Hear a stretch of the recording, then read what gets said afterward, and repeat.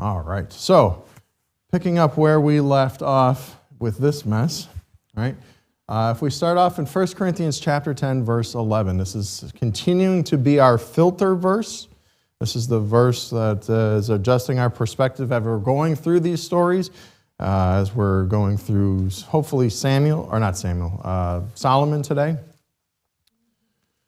Hopefully, because we didn't get there last week.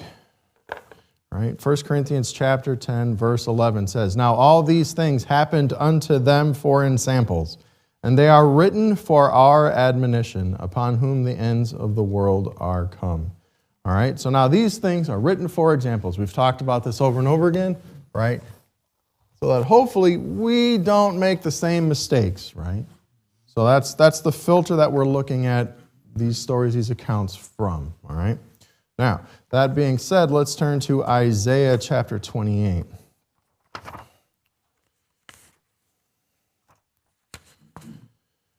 Isaiah chapter 28. Isaiah chapter 28, verse 10.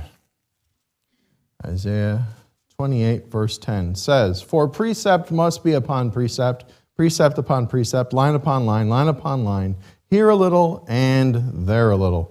Okay, so we've talked about this verse before, and we've used it in the context, and I've taught the teens this, and I've taught you guys this before, that, look, when things from God's Word are being preached, are being taught, all your lines need to add up. All your lines need to stack up exactly, because that's the way God's Word works. Okay? That being said, we had something last week that did not line up. So we're going to fix that now today. Okay? So if we take a look at 2 Samuel chapter 3.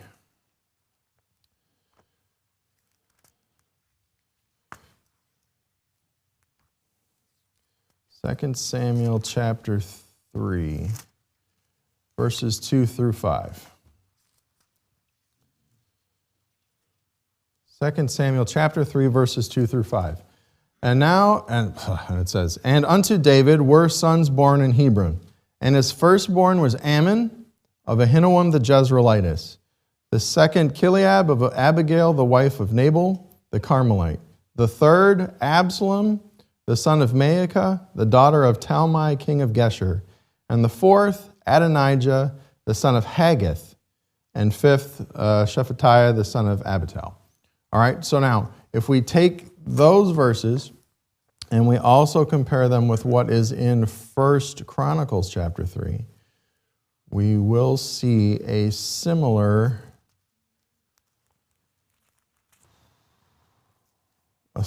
genealogy there, okay? 1 Chronicles chapter 3, verses 1 through 3.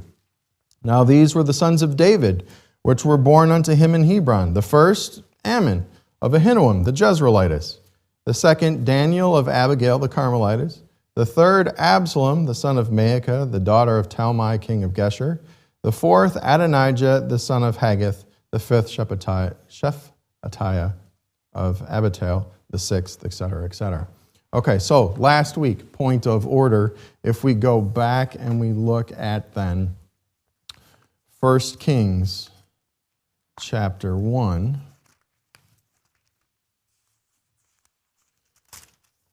1 Kings chapter 1, verse 6, right? And we started talking about Adonijah. And Adonijah in verse 5 exalted himself, saying, "I will be king," and he's preparing these men and these chariots to run before him, etc. And in verse 6, "And his father, David, had not displeased him at any time in saying, Why hast thou done so? And he also was a very goodly man, and his mother bare him after Absalom." All right? So last week when we looked at this, we took the words, and there's Peter, "and his mother bare him after Absalom," to say that they were brothers. They are brothers, but as Peter pointed out last week, they are half-brothers. They are not full brothers, okay? So when we read through God's Word and we see things like that, right, there's another puzzle piece that if we're paying attention to, we'll pick up on and go, full picture. It does. It reminds us to be careful. Well, I mean, look, there are examples, right? Even right now, this is an example. Are we perfect? No, we're not, right? Do we do our best to rightly divide God's word? Yes, we do. Are we going to make mistakes? Because what does the word say? And his mother bare him after Absalom. But what does that mean, right? Are the mothers the same? In this case, no, they are not. They are different. But in order, he was born after Absalom. All right, so hopefully we've cleared that up. And that just proves the point behind what I've tried to teach you in Isaiah. Look, if you have a question, ask the question, right? Because it's not all given to you at this one point, okay? You got to put this piece, and you got to put this piece, and they got to line up, okay? And if they don't line up, you got to set it aside and go, okay, what's wrong with this? Do I not know? Did the teacher say it wrong? Did the preacher preach it wrong? And figure out what's going on with this piece, and then know what to do with it, okay? Figure it out, put it on your pile, or discard it, right? So now that we got that straightened out, we can resume our lesson then in 1 Kings chapter 1, verses 16 through 19. We left off in 7 and 8, where we had talked about the two groups of people. Adonijah confers with Joab. Adonijah confers with not Benaiah, right? Adonijah confers with Abiathar the priest, but not Zadok. Abiathar confers with all the king's sons except for Solomon. Okay, so there's two very different groups of people. There's a disgruntled group, and then there's the air quotes godly group, right? And that's what's going on there. So we pick up then in verse 16 through 19. And Bathsheba bowed and did obeisance unto the king. And the king said, What wouldst thou?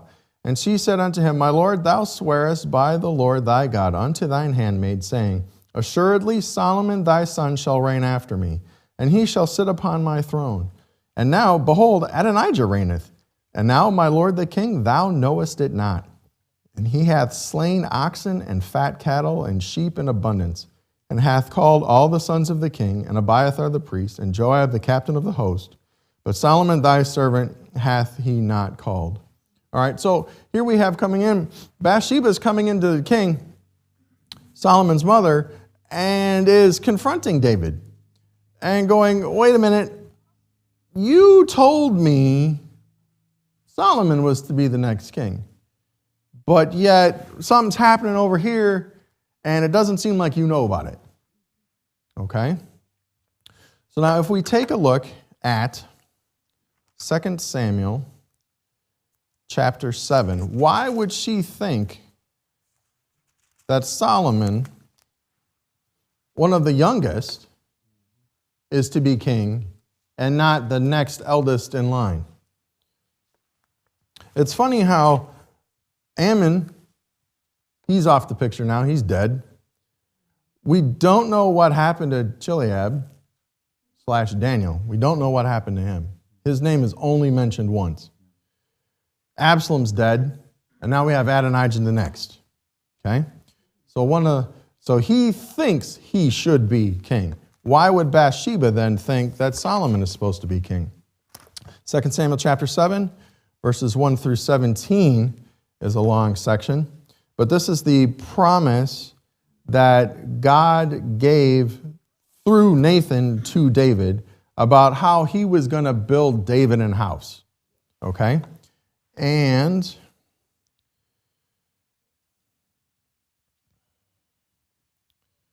if we start, we'll start in verse 8. Now, therefore, so shalt thou say unto my servant David, Thus saith the Lord of hosts, I took thee from the sheepcote, from following the sheep, to be a ruler over my people Israel. And I was with thee whithersoever thou wentest, and have cut off all thine enemies out of thy sight, and have made thee a great name, like unto the name of the great men that are in the earth. Moreover, I will appoint a place for my people Israel, and will plant them, and they may dwell in a place of their own, and move no more. Neither shall the children of wickedness afflict them any more, as before time. And as since the time that I commanded judges to be over my people Israel, and have caused thee to rest from all thine enemies. Also the Lord telleth thee that he will make thee an house. And when thy days be fulfilled, and thou shalt sleep with thy fathers, I will set up thy seed after thee, which shall proceed out of thy bowels, and I will establish his kingdom. He shall build an house for my name, and I will establish the throne of his kingdom forever. I will be his father, and he shall be my son. If he commit iniquity, I will chasten him with the rod of men, and with the stripes of the children of men. But my mercy shall not depart away from him, as I took it from Saul, whom I put away before thee. And thine house and thy kingdom shall be established forever before thee. Thy throne shall be established forever. According to all these words, and according to all this vision, so did Nathan speak to David. All right, so here we have the summary of the promise that God gave to David about there's going to be a line after him. All right? Now, is Solomon's name explicitly mentioned here? No, it's not. Okay? But if we take a look at 1 Chronicles, 1 Chronicles chapter 22.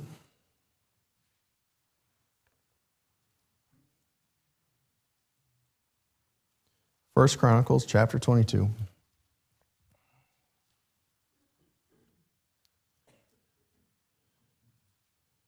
Verses 7 through 10. 1 Chronicles 22, verses 7 through 10. And David said to Solomon, my son, as for me, it was in my mind to build an house unto the name of the Lord my God. But the word of the Lord came to me. All right, so this is the same situation that happened that we just read in 2 Samuel. All right, saying, thou hast shed blood abundantly and hast made great wars.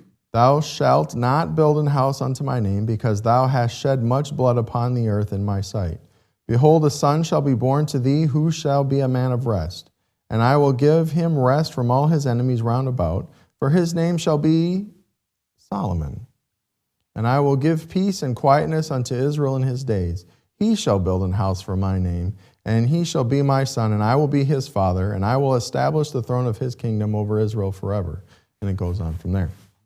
All right, so here is where we have explicitly where David learns, this is the one that is next. This is the one that God has chosen.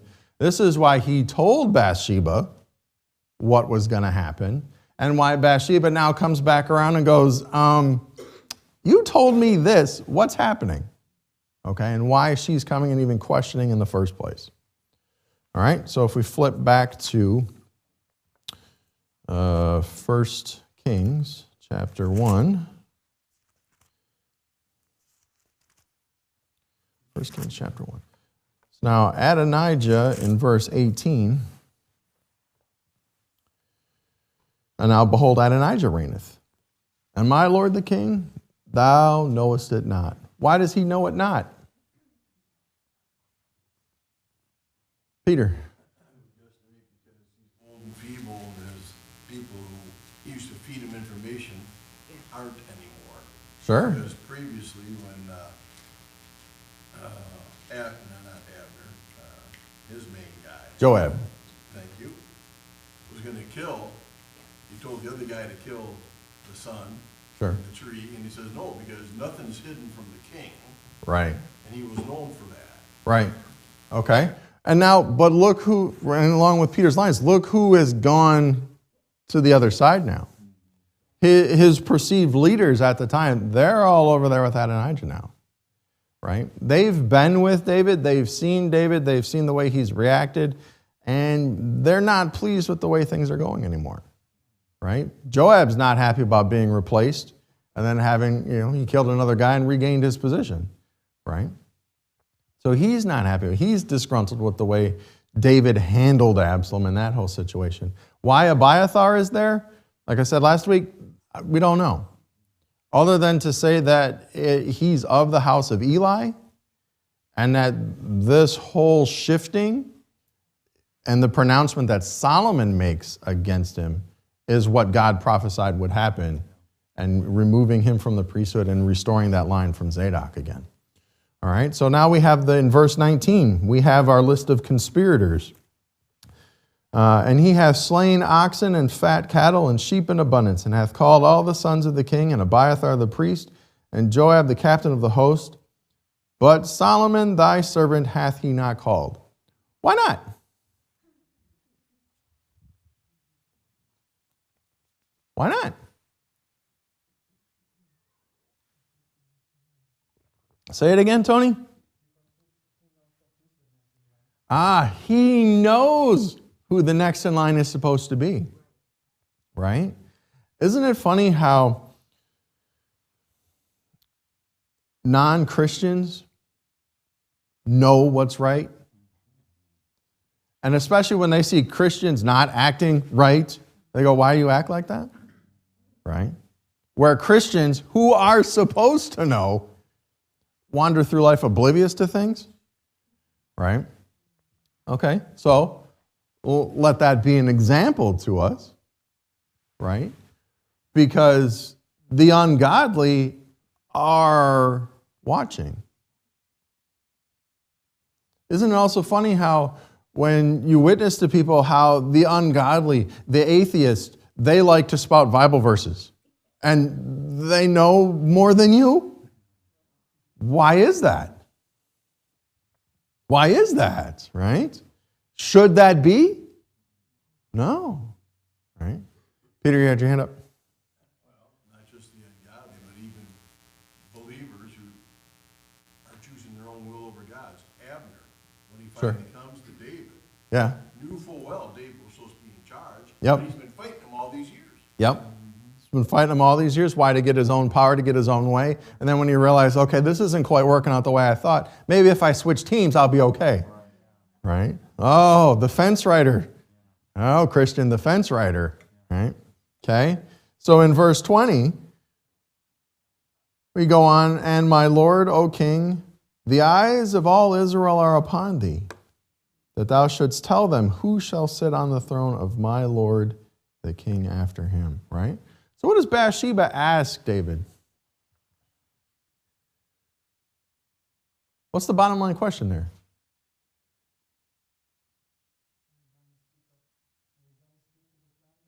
Yeah. I mean, are you going to stick to the plan? What are you going to do? What are you going to do? Right? And when we looked at the parenting aspect of these things the last couple of weeks, where one son here has gotten out of line. And, okay, Father, what are you going to do? Are you going to correct it? Are you going to fix it? Or are you going to ignore it? Because what happens if Adonijah remains king, David dies off the scene? What does Bathsheba know? She'll be eliminated, right? Her and Solomon. Her and Solomon both. Look, we're going to be counted, what does it say? We're going to be counted offenders, or whatever it says there. We're going to be counted offenders, and, they're going to end up being killed. That's not what they want to have happen to themselves, right? So she's asking them, what are you going to do? What are you going to do? If we take a look at Ephesians chapter 6. Ephesians chapter 6, verse 13, right? Pastor just went over this recently. What are we supposed to do after we've taken the whole armor of God? Ephesians chapter 6, verse 13. What are we supposed to do? Stand, right? Why?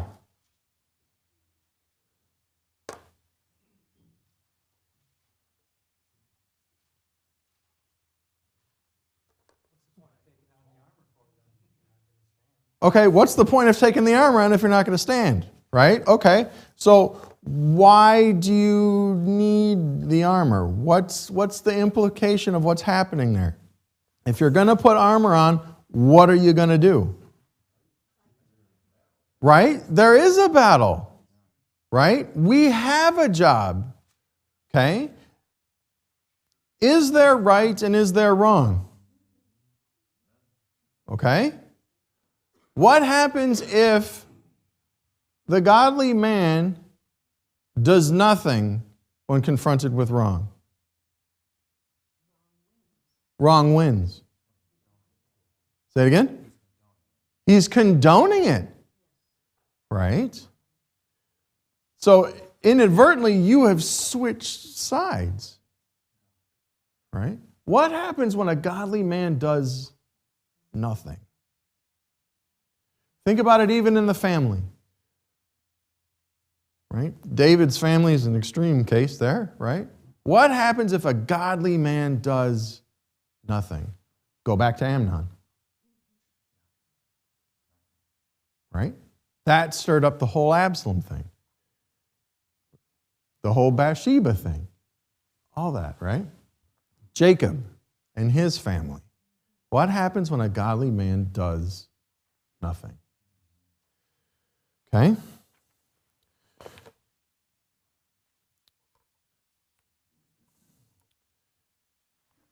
Does Satan fight against God's plans?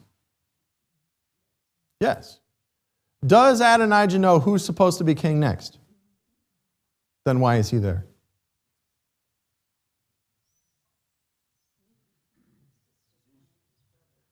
Why? Why would he want to supplant his brother? He knows who's supposed to be king. Later on, when he asked for Bathsheba, right? He comes to Bathsheba and he goes, you know I'm supposed to be king, but it was turned about from the Lord. Okay? So he knows, I can't fight against God, but yet he still tries. Why does he still try? Who's behind that? Right? Who's behind that? Satan is behind that. We talked about last week Satan's counterfeits. Right? He's going to fight it all the way to the end. We see that in Revelation. He fights it all the way to the end. Right? Rick, do you have your hand up? Well, you can see that God puts those, through all this, you can see that God puts those in authority in power, even today. Mm-hmm. You know, and Satan knows that God does that, and you can see Satan working, trying to go against that. No, he's not going to be. I'm going to try to get him in there. Yep. All the time, right? So we as Christians, remember it's not the people that we're fighting against, right? They're just the puppets. Satan is behind that, influencing people to do things. Same way on the Christian's life side, right? Are we the ones that are doing the work? Are we the ones doing God's work for him? No. God's the ones doing the work. Remember, it's God's plan. And it's through us that the work is getting done. Okay? So in verse 39, if we jump down to 39, what does David do? In 1 Kings chapter 1, verse 39, and Zadok the priest took a horn of oil out of the temple and anointed Solomon. And they blew the trumpet, and all the people said, God save King Solomon. Right? So David announces and puts Solomon in as king. Right? Has him riding on his mule, has him actually anointed. Right? Is Adonijah anointed? No. Right? But Solomon is. Okay? And he's announced and proclaimed as king, and all the city is in an uproar now, and they're all joyous, and, God save the king, et cetera, et cetera. And Adonijah finds out in verse 49. Adonijah finds out, and all the guests that were with Adonijah were afraid, and rose up and went every man his way. Why were they afraid? Huh? They'll be traitors, right? Who is afraid? Right? We have parents in here, right? Who's afraid? The kid who's done right or the kid who's done wrong? Right? It's the kid who's done wrong. And they know what they've done. And that's why they flee. Right? What's another good flee verse? What pops in your head? Oh, the wicked flee when no man pursueth. All right, very good. What else? Okay, what else? James 4:7. What does James 4:7 say? Right? Resist the devil and he will flee from you. Right? Goes back to putting on the whole armor of God. Goes back to standing. Goes back to doing what's right. Okay? And those things. All right, very good. What's interesting there is that Sure. both Adonijah and David seem to realize that this was a battle for the mind of people. Sure. So David got the people on his side first, and they all celebrated. Sure. Those who were on Adonijah's side were getting ready to celebrate, and then they all abandoned it. They all abandoned it. That's the same thing that Absalom tried to do. Right? He tries to lure the people in. What does that tell us about us as people? Right? We like the charismatic. We like the pretty. Right? Absalom and his looks. Even Adonijah. It says he was a goodly man. Right? So what are we naturally drawn to? Right? Peter?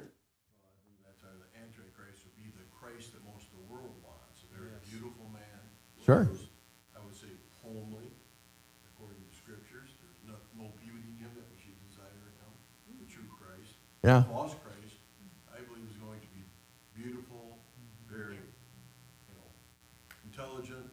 Sure. Have answers. Yeah. And he warns us, even the very elect are going to be close to getting sucked in. So it's going to be powerful. Right. Well, you can think about it even when they were drawn to Solomon and his wisdom, and then Israel turns to him, but how quickly they turn away with the son, Rehoboam, and Jeroboam, and they're like, forget it, we're out, we're going over there now. Wow. Even David, right? David, who saved them from all their enemies, and the great warrior that they all followed, but now that he's older, oh, look, somebody's stronger, we're going to follow him now. And then, oh man, that didn't work out. Now what do we do as a country? I guess we got to bring him back? I don't know. What do we do? Right? And there's that whole discussion. Darlene.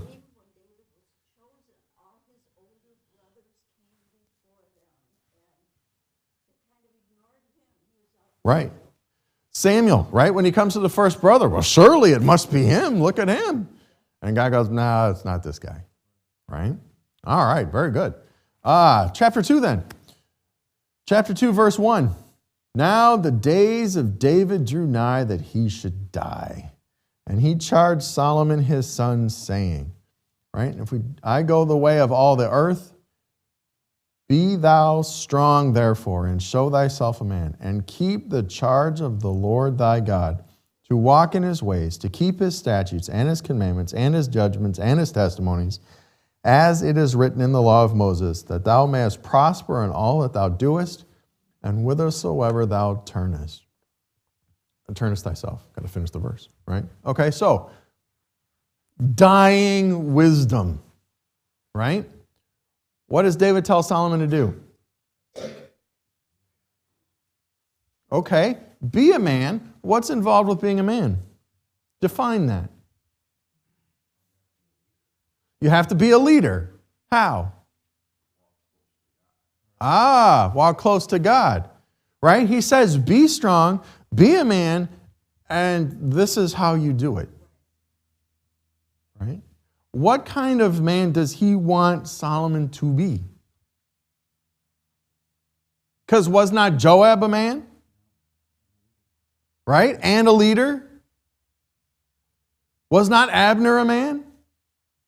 And a leader? Nobody's going to mess with those two.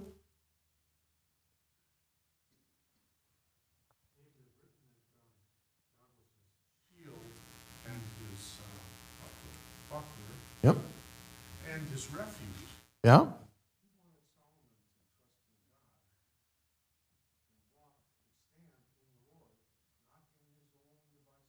Right. What's interesting is that the life of Solomon,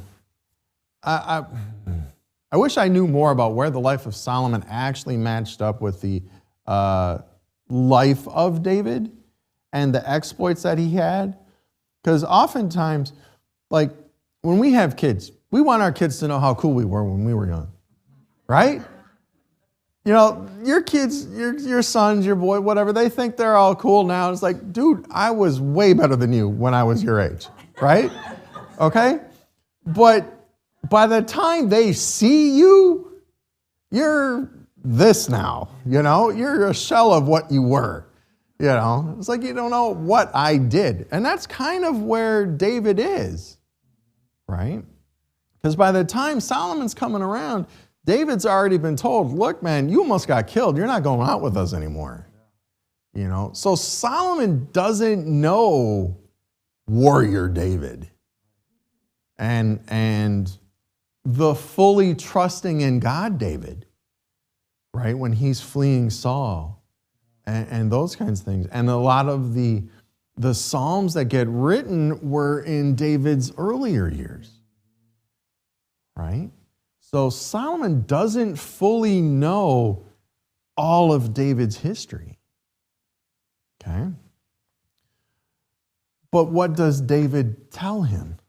He's like, look, it's in God, it's in God, it's in God. Follow the laws, follow the judgments, follow everything, right? Because it goes, walk in his ways to keep his statutes, his commandments, his judgments, his testimonies. Look, whatever God says, just do it. Follow that. However big law, little testimony, whatever it is, just follow that, right? And we see that more of that in Proverbs chapter 4. Job, Psalms, Proverbs chapter 4.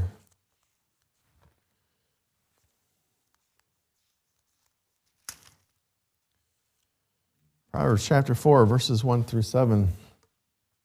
Hear ye children the instructions of a father, and attend to no understanding. For I give you good doctrine. Forsake ye not my law. For I was my father's son, tender and only beloved in the sight of my mother. He taught me also, and said unto me, let thine heart retain my words, keep my commandments, and live. Get wisdom, get understanding. Forget it not, neither decline from the words of my mouth. Forsake her not, and she shall preserve thee. Love her, and she shall keep thee. Wisdom is the principal thing. Therefore get wisdom, and with all thy getting, get understanding. Right? This is Solomon writing down what David told him to get. Get wisdom, get understanding with all you can. How do we get wisdom? The fear of the Lord is the beginning of wisdom, right? And he's saying, look, in the commandments, in the judgments, in whatever it is, big, small, stick with God. He'll give you the wisdom. He'll give you the understanding. Right? Peter. Hopefully I got the verse right in my mind. Understanding is the knowledge of the whole. Sure. Right? If you want understanding, you got to walk with God. Right? Yep. Very good. Ben, did you have your hand up or no? No. Okay, very good.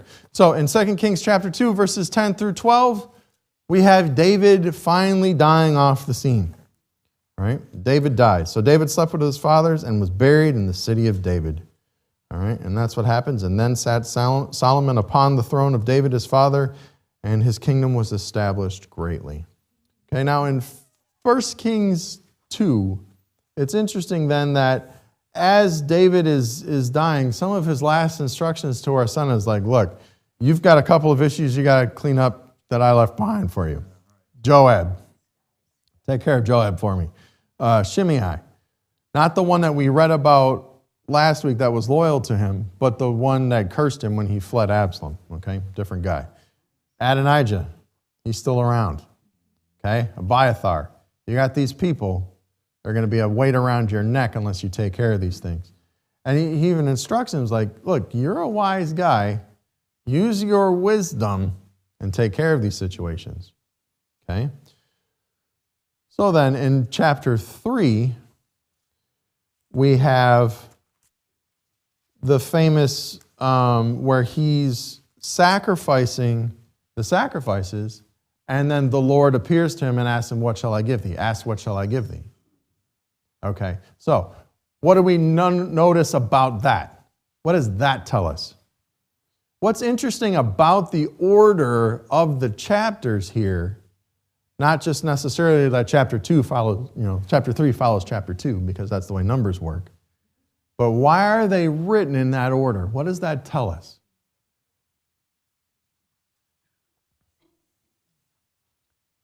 What's happening in chapter 2? He's taking care of all these people, right? So what is he cleaning up?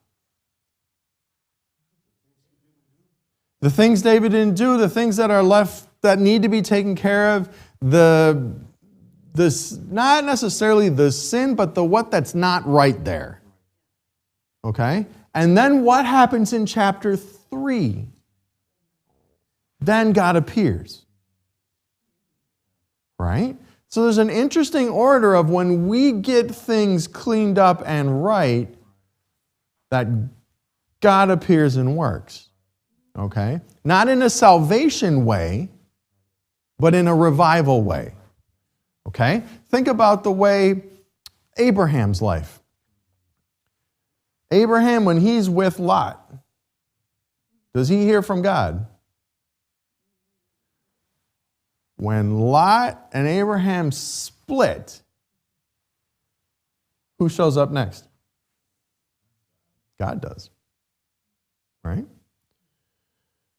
The way revival worked in Israel, right? They get rid of all the gods. They get rid of all the high places, the groves, Baal, all that's gone. And then God shows up. So what does that tell us about A, our lives, B, our church, C, our country, and the world? Right? When we get what's right cleaned up, who shows up? Right? Second Chronicles.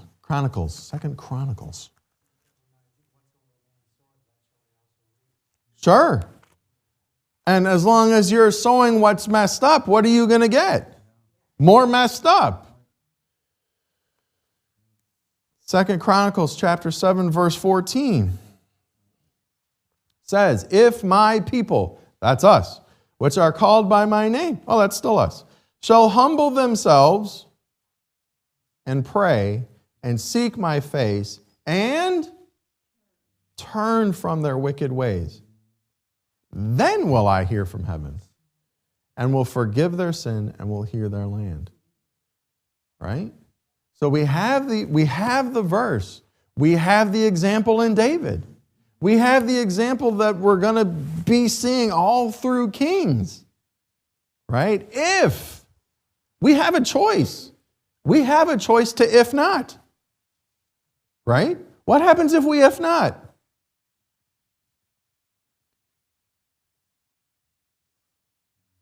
You stay where you are.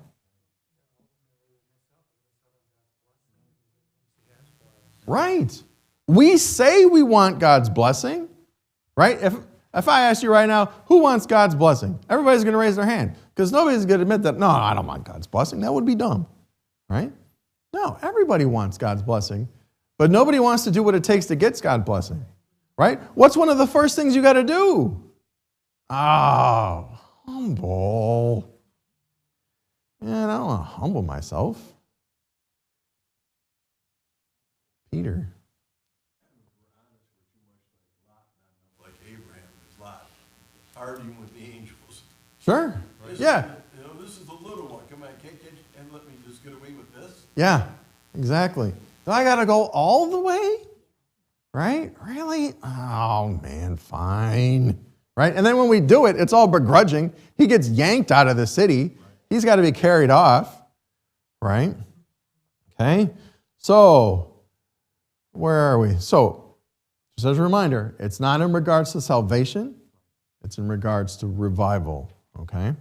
So now then, as we see in 1 Kings chapter 3, Solomon starts off loving the Lord.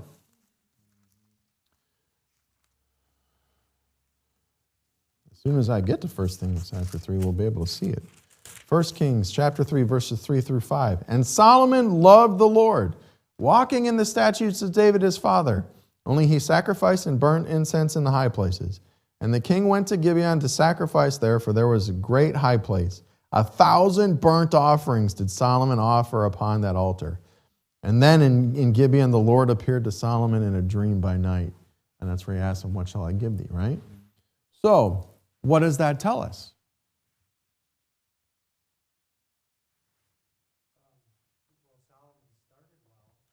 Sure. We're not there yet. Don't you Peter me. You're going to have to hang on to that, right? So, how do we get God's blessing? How do we get wisdom? How do we get riches? 1,000 sacrifices. Right? Because that's the cost. Right? That's the cost. Is 1,000 sacrifices, right? Right? It's not the sacrifice that meant anything. Right? It is not the sacrifice that meant anything. It's the heart that it came from in the first place. Okay? Because otherwise you would see that's the cost of riches. What does God tell us about riches, though? That when we give to Him, He gives back to us. Think about the sacrifice that Solomon actually made there. Typically, right now, a lamb will go for anywhere from $300 to $1,000. And he offered 1,000 of them. That's $300,000. I'll just sacrifice that. He's got that many sheep laying around, right? That's nice. What could you do with $300,000, right? But that's what's going on here. But where is it coming from? What kind of giver does God want? A cheerful, right? Not grudgingly, right? Well, if I give God 1,000 lambs, then He'll have to pay me back. That's not the way that works. It's not the way that works at all. What's the heart behind it? Right? What does the Bible tell us about our prayers where we ask for things, but we ask for things amiss, that we may consume them upon our own lusts? Right? Well, if I give God 1,000, He's got to give me 300 back, right? No, that's not the way that works. It also doesn't tell you where you'll be getting that return from, right? Is that here? Or is that in glory? Right? One of the things that I've taught the teens before is gold, silver, precious stones, wood, hay, stubble. Right? We don't see when we do an action. We don't see when I do this action, I got gold. Okay, great. Now I know that's right. Or now because my heart isn't right, now it's stubble. Even though it was a good act. We don't see what that return is right away. Okay? So we have to watch out for that. Okay? Again, it goes back to Solomon's heart. What did he ask for? He asked for wisdom. What does James 1:5 tell us? If we ask for wisdom, he just gives me a little bit. Right? No, liberally. How liberally is this? Right? That is very liberally. And then you have the story of the harlots, right? And the baby there. And then what happens? The knowledge of His wisdom spreads. But more importantly, where does that wisdom come from? Who's getting the glory from that? And we don't have time to get to it tonight, but this morning, the Queen of Sheba, when she comes to him and sees the wisdom and sees the glory and sees everything, she blesses God. It's like, man, you got an awesome God to put you in charge of all this, and look what He did for you. How much of this was you, Solomon? None. Right? But your God who put you there, that's all on Him. All right? And with that, we'll have to conclude our epic adventure through God's Word today. Y'all are dismissed.